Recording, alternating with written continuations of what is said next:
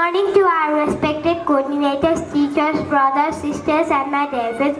It's me, Kashvi Pokharel from grade 12. I'm standing in front of you to deliver a short presentation on the topic healthy versus junk food. Healthy food and junk food are two types of food. Healthy food is good for our body. It includes fruits, vegetables, milk, egg, rice, nuts, etc. Healthy food gives us energy, help us grow, and keep us strong and fit. Junk food is not good for our body. It includes chips, burgers, pizza, cold drinks, and etc.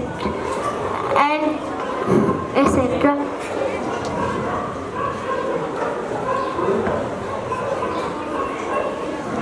Eating junk food can make us sick and weak.